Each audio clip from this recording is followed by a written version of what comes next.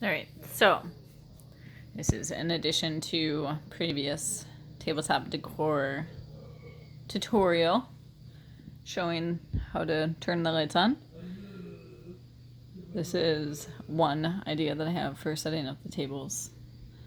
I think it is, generally speaking, my preference.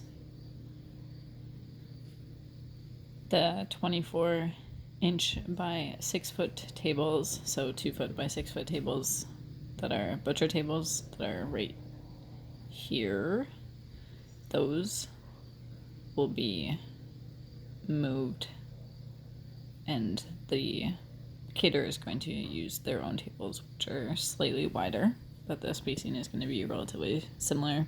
I think the bar area could still be placed right in this corner, like it is on here.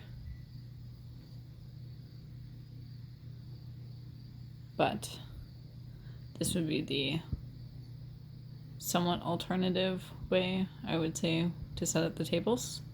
The issue with the setup that I have is these two doors make it so that you have to create a little bit of a wider gap. Otherwise, you're blocking the doors by setting up the tables right next to them. Again, those tables that are shown as the 24 by 6, those are going to be elsewhere as display tables.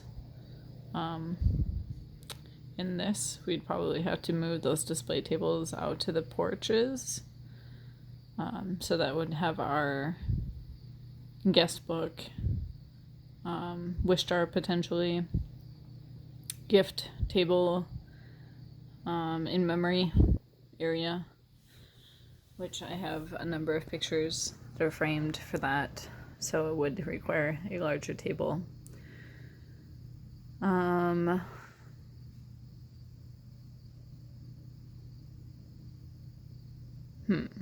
Besides that, we would use the other table for drinks in some way. Either, yes, one of these two for drinks, and vice versa. So one would be the bartending table, and one would be the non-alcoholic beverage table that we'd be using.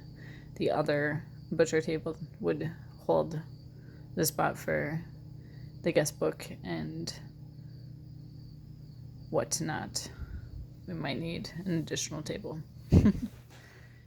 In any case, tabletop decorations.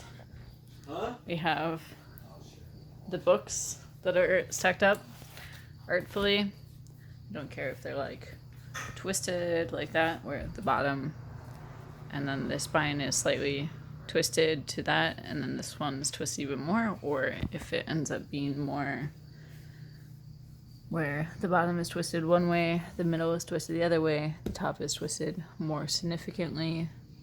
So you're opening or closing above it, or even doing multiple things. Be creative with it. I don't want them all to look the same. The books don't look the same, so the way the books are oriented, I don't want it to be uniform. It's the idea with the jars being different too. So neither of these are the Snapple jars. Remember, Snapple jars on every table, except for there's only 16 of them, so 2 of the tables are going to end up having an alternative jar on them, which would be the Frappuccino jars that are similar in shape. So these are just an example of some other ones.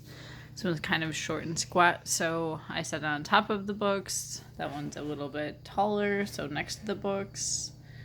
Again, feel free to be creative about your placement with things. So if you did a setup like that, you could set it like this. Just make sure it looks somewhat decent. Otherwise, not looking for anything amazing.